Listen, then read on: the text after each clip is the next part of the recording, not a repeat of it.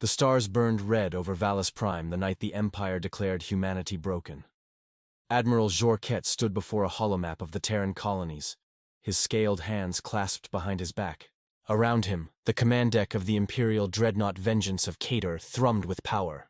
Red banners hung from the vaulted ceiling, each one embroidered with the sigil of the Itharii Empire, a serpent devouring a sun. Operation Cinderleaf is complete, the communications officer hissed. All human settlements within the Theta sector, sterilized. Jorquet's mandibles clicked in satisfaction, and the outpost on Trappist-4, eradicated. They begged for mercy. We gave them none. The bridge erupted in harsh laughter, the cruel hissing kind that filled the space between distant stars.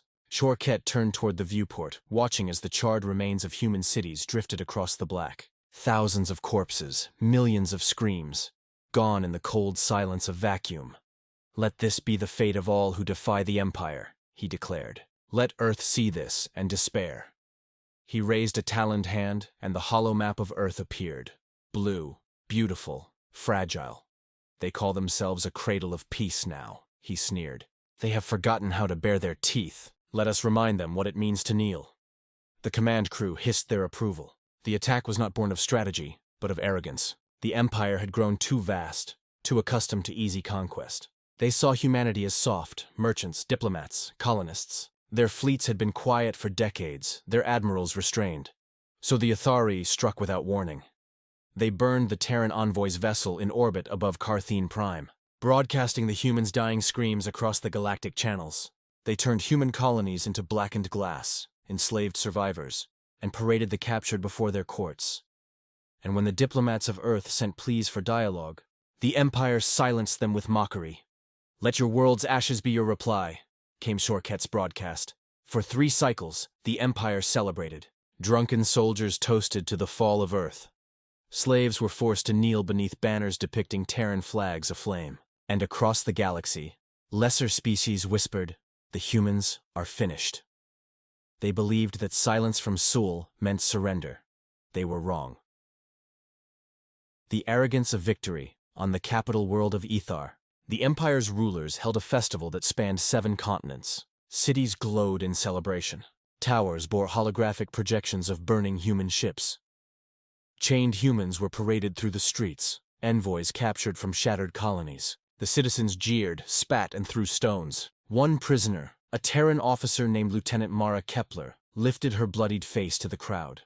Her voice was hoarse, but her words carried weight. "You've made a mistake." The soldiers laughed. "Your world lies in ruin." "What mistake?" Mara looked skyward, eyes glinting like cold steel. "You mistook silence for defeat." The crowd mocked her until the executioner's blade fell. Her final words echoed in the broadcast, dismissed by most, but remembered by the few who survived what came after. For beyond the Empire's outer borders, within the black silence between the stars, something began to move. Old signal channels, dormant for centuries, flickered alive. Deep space arrays pivoted toward Sol. Automated defense satellites reactivated. Sleeper fleets awoke from cryogenic drift. Their hulls marked with the insignia, United Terran Strategic Command. Earth had been watching, waiting, recording every act of cruelty, every boast, every broadcast. The Empire thought Earth was quiet because it was weak. In truth, Earth was quiet because it was counting every colony lost, every soul burned, every ship destroyed. And when the final number was written, when the ledger of blood was full, humanity decided the debt would be paid in full, with interest. True. The silence breaks. It began in the dead of the galactic night, an impossible silence across the Empire's frontier. Trade convoys vanished. Patrols failed to report in. The Empire's long-range sensors began to die one by one. At first, the Ithari admirals assumed it was rebellion or malfunction, but then came the first transmission. A voice. Calm. Human. Terran standard. "This is Earth Command. The time for words has passed." Then static. Then screams. The frontier worlds went dark within hours. Satellites caught glimpses of massive human warships, black as the void, edges glowing with plasma light. They bore no markings, no transponders. They didn't respond to hails. They didn't take prisoners. The Ithari fleet sent to intercept them never returned. A single escape pod was recovered near the Vallis Nebula. The pilot was half mad, his voice a trembling whisper. They came out of the dark, he gasped. No warning, no mercy, the stars vanished behind them. The Empire scrambled its forces. Commanders barked orders, civilians were conscripted, and orbital defenses rearmed. The High Council met in panic. What is their demand? The Emperor hissed. The messenger swallowed hard. They have made none. Then what do they want? The messenger trembled. Retribution. 4. The return of the Terran Armada. From the void between galaxies, the Terran Armadas emerged. Thousands of ships, sleek, angular, blackened by the fires of war. Each one carried the names of fallen worlds. Carthine's wrath, Trappist's vengeance, Kepler's honor. They advanced in perfect silence. Not a single broadcast, not a single boast. When they struck, the galaxy burned. The first target was the Ythari shipyard at Kordal, the largest in the Empire. 3 moons orbited the station, each bristling with defenses. At 0300 local time, the moons vanished. Sensors recorded a single flash, white, then gone. The shipyard followed, consumed by a blast so powerful it shattered nearby planets' atmospheres. The Ythari fleet arrived minutes later, to find nothing left but ash and echoes. From the wreckage drifted a message buoy.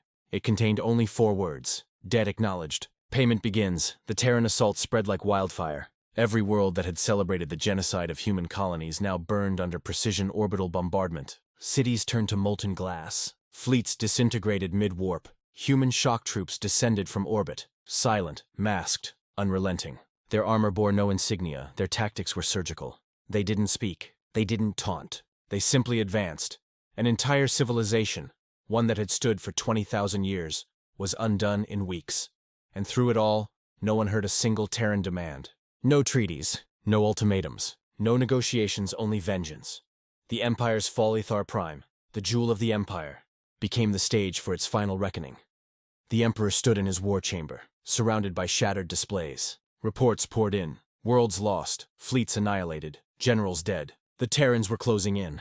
How many? The Emperor demanded. Too many, his advisor whispered. They are everywhere. Outside, the sky burned. Terran dreadnoughts descended through the clouds, their mass eclipsing the sun's. Plasma storms raged across the horizon as orbital cannons shattered one by one. The Emperor fell to his knees. What have we done? From the balcony, he saw them. The human drop pods cutting through the storm, streaking fire across the heavens. The ground trembled as they landed. Out stepped soldiers in black armor, their visors glowing blue. No words, no mercy. When the palace walls fell, the Emperor looked up at the lead figure. Tall, unflinching, helmet reflecting the flames. Who are you?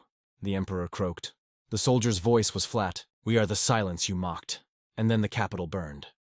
For 3 days, the Terrans scoured the planet clean. Orbital strikes carved the Imperial insignia into ash. The last transmission from Ithar was a simple broadcast, carried across the galaxy by every channel still functioning. Earth remembers. 6. The galaxy trembles. When the fires faded, the galaxy lay in stunned silence. The Ithari Empire, once the unchallenged dominion of 1,000 worlds, ceased to exist. Its banners were dust, its fleets, wreckage drifting through space. The Terrans did not occupy.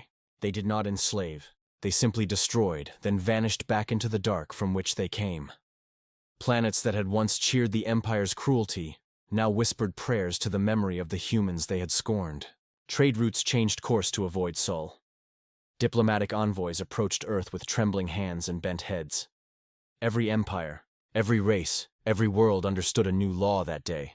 One unspoken, but carved into the bones of history. Do not provoke Earth, because Earth does not forget, because Earth does not forgive. 7. The whisper of fear centuries. Later, in the ruins of Ithar Prime, a scholar uncovered a surviving record. Admiral Shor-Ket's speech from before the war. The recording was played across the galactic archives as a lesson, a warning, a ghost. Let Earth see this and despair, Shor-Ket had said. And the archive's curator, a young alien historian, closed the file with trembling hands. They did, he whispered, and the galaxy despaired instead. Above him, the stars were quiet. Not peaceful, quiet. The kind of silence that follows devastation. The kind of silence that waits. Some say Earth's fleets still watch from the dark, engines cold, sensors open, waiting for the next empire foolish enough to test their patience. Others say the humans are gone, their vengeance complete. But when freighters drift too close to Sol, Their sensors sometimes pick up faint transmissions. Old encrypted signals, unreadable, ancient, except for one line, repeated in endless loops. We do not start wars. We end them. And every captain who hears it turns their ship away from that sector, muttering the same phrase the survivors of the Ithari once whispered,